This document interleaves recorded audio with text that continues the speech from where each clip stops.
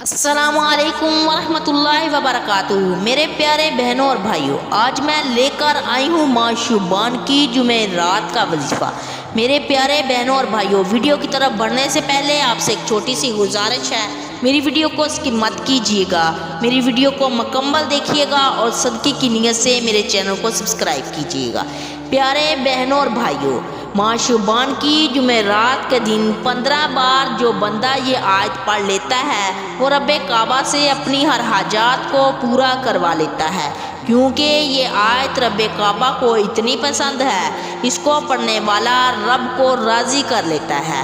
اس آیت کی اتنی فضیلت ہے، جس بندے نے اس آیت کو ماہ شعبان کے مہینے میں پڑھ لیا، اس نے اپنی ساری تنگیاں اور مشکلوں کو اپنے گھر سے ختم کر لیا۔ ماہ شعبان کا مہینہ بہت ہی بابرکت مہینہ ہے۔ بہت سے لوگ ایسے ہیں جنہوں نے ماہ شعبان کے مہینے میں رب سے اپنی حاجات کو پورا نہیں کروایا۔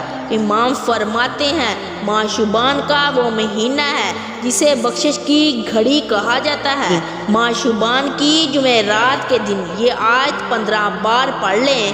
اس آیت کو پڑھنے کے بعد اگر آپ رب کریم سے رزق چاہتے ہیں تو اس آیت کو پڑھنے سے رزق مل جائے گا۔ میرا اللہ ایسی جگہ سے رزق حلال عطا فرمائے گا، آپ کو وہ مان بھی نہیں ہوگا۔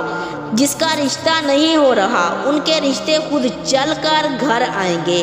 میرے پیارے بہنوں اور بھائیوں، ماہ شعبان کی 21 تاریخ کا یہ بہت ہی پاورفل وظیفہ ہے۔ جمعرات کے دن کسی بھی نماز کے بعد رات کو 10-11 بجے اس وظیفے کو آپ کر لیں۔ آپ نے سب سے پہلے 11 مرتبہ درود شریف پڑھنا ہے، پھر 15 مرتبہ یہ آیت مبارکہ پڑھنی ہے، حسبنا اللہ لا الہ الا هو علیہ توکلت وہو رب العرش العظیم۔ اس آیت کو پڑھنے کے بعد اللہ سے اپنے مقصد کے لیے دعا کرنی ہے، انشاءاللہ اللہ تعالیٰ ہر حاجات پوری کرے گا۔